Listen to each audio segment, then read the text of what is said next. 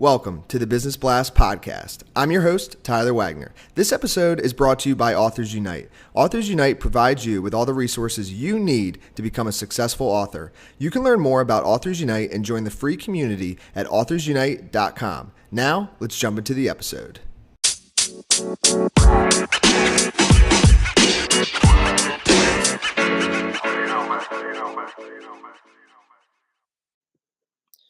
All right, everyone. Welcome back to another episode of the Business Blast podcast.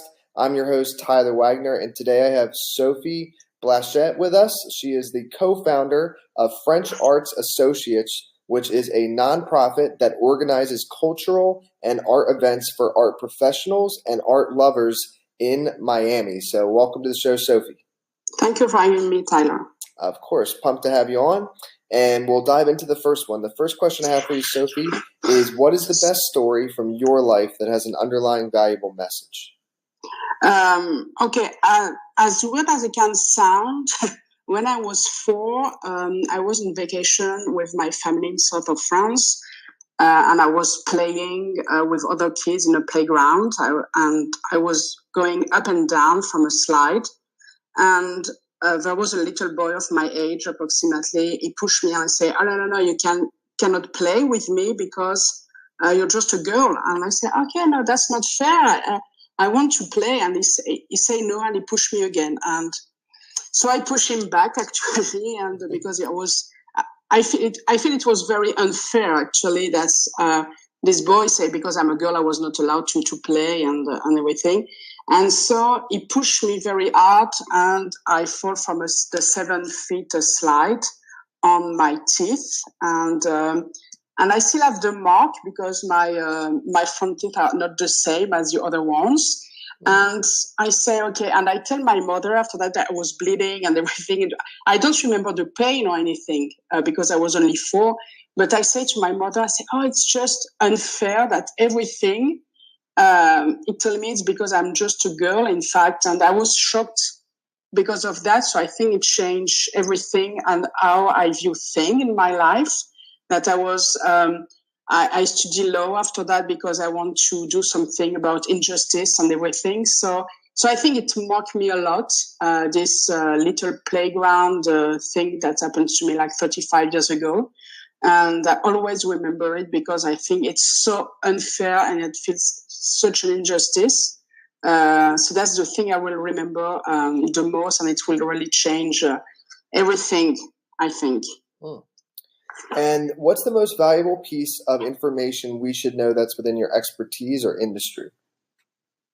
I think we should always be intellectually challenged. Because if we are not, it's not possible to move forward.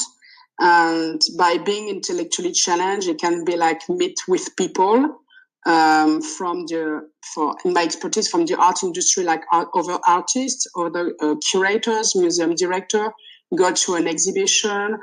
I don't know, take photo, whatever people do when they are in the art business, but also, which is also very important, is to meet with people from your what you like the most, your passion. Because I think, for example, people are very fond of yoga, of writing or whatever.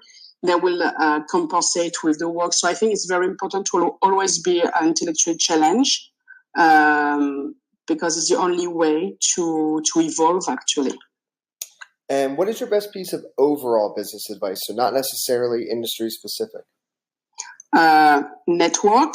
I think that's the best piece of advice I can give. It's always network with people and also to share information. It's not because we will not share information that we have heard that we will not be able to be in or to... We will lose nothing. I think sharing is really important, and so it's the best piece of advice. Actually, it's two pieces of advice. Actually, is to network and to share information. And if you could give your younger self one piece of advice, what would that be? I think it will be learn another language. I'm French, so it's my native language, but I started learning English when I was 3. So I think it was really interesting because I can meet more people, and Spanish at 9. And I think to learn more languages, I will be able to understand more the culture of people. So I think it will be I think I should have continued to do learning languages. And in your opinion, what is the key to happiness? Just little thing, little moment. Just, for example, listening to birds, listening to music, just watch something very pretty, or even a tiny thing. Because we're too much connected to. We're always on our phone, we're always on our computer, and we do not listen to anything anymore. So I think the happiness right now is to be more connected to nature. And what is the best book that you've read, and what was the number one thing you learned from that? Actually, it's a French book that's called Au Bonheur des Dames. I think it's from Émile Zola, and I think you translate it in English by Ladies' Paradise. So actually,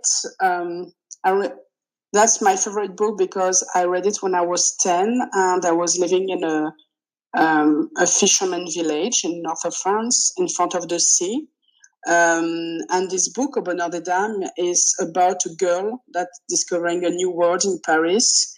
And it's fascinated me because I said there's something else at my beautiful view from my bedroom, which was the sea, the sun and everything. And that's make me want to travel a lot, actually.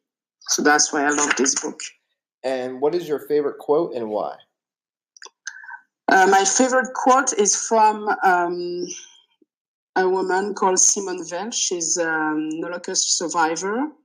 And she said, "The destruction of the past is perhaps the greatest of all crimes." I think it's very important to remember the past and the history, so we can evolve and try to find any solutions. Because if we do not understand what happened before, what was our history, we will always make the same mistakes. And I think she's right. Destruction of the past that some people want to do right now is the greatest of all the crimes, because we will not evolve, and we always live in in fear. And I think it's very important to learn from our mistake of the past. Yes. And thank you so much for coming on. The last question I have for you before we let you go is, where is the best place for people to find you online? Okay, so maybe it's our website, which is FrenchArtsAssociates.org, or to go on the Facebook page, which is French Arts Associates, and you will have all information about what we're doing in Miami. Perfect. Thank you again. We'll talk soon. Thank you, Aubrey Tyler. The podcast you just heard was published with Anchor. Got something you want to say to the creator of this show? Send them a voice message using the Anchor app, free for iOS and Android.